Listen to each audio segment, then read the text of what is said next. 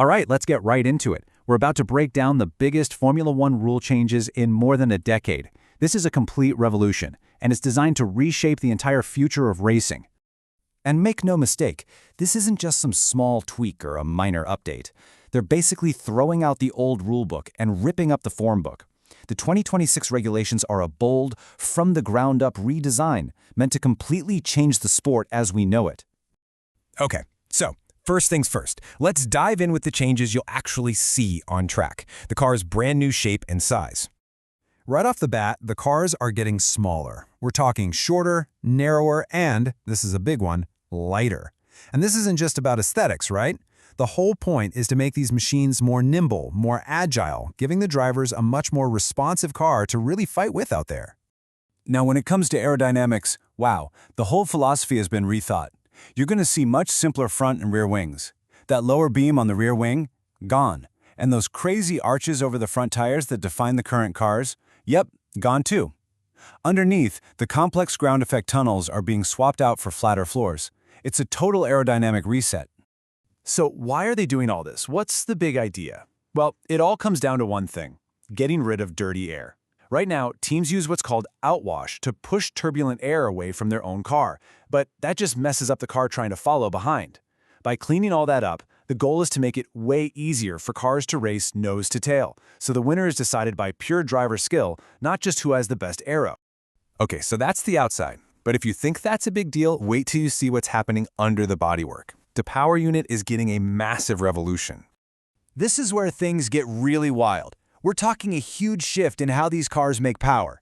It's still a 1.6-liter V6 hybrid, but the electric motor's output is tripling. Think about that. It creates this almost perfect 50-50 split between the good old internal combustion engine and pure electric power.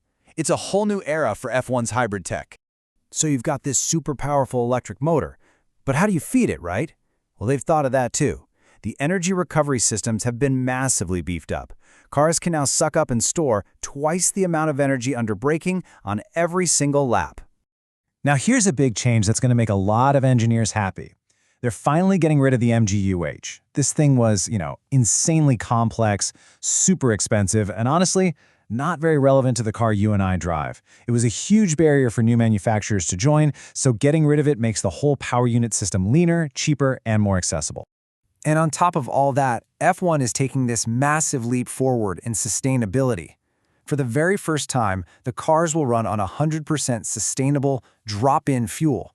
That means it can be used in a regular engine without any modifications.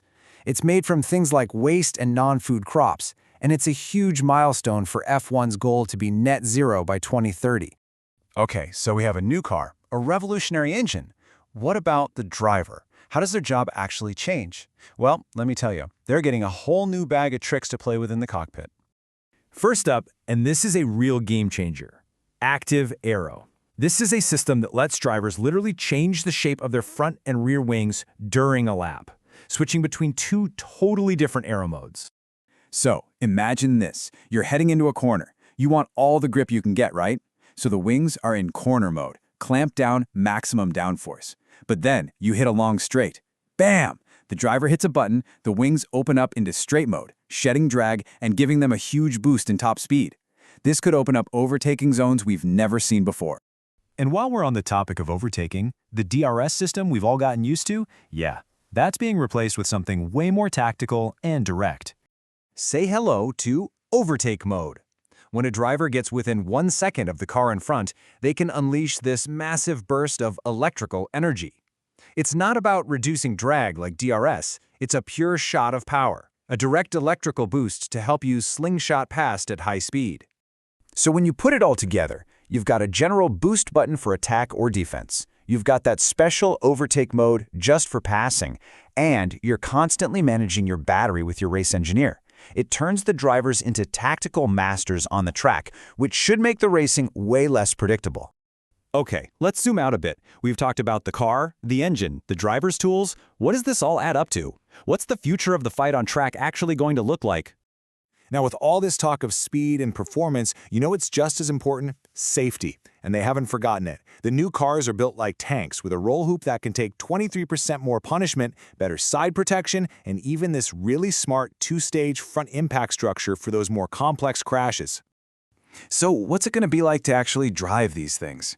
Well, the new challenge is going to be absolutely immense. You've got basically the same amount of power as today, but with way less aerodynamic grip holding you to the track.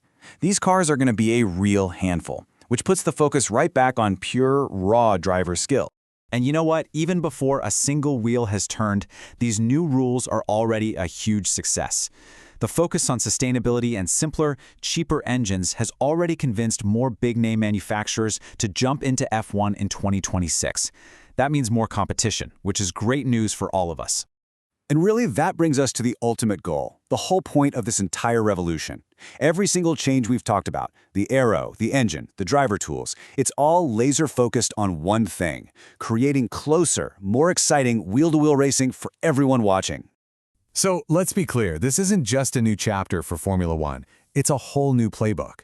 They've completely rewritten the rules of the game with a bold new vision for the absolute pinnacle of motorsport. The stage is set. We've got new cars, new rules, and a whole new philosophy on power. But the one question on everyone's mind is, will this new playbook actually deliver the most incredible, the most exciting racing we have ever seen? I guess we'll all find out in 2026.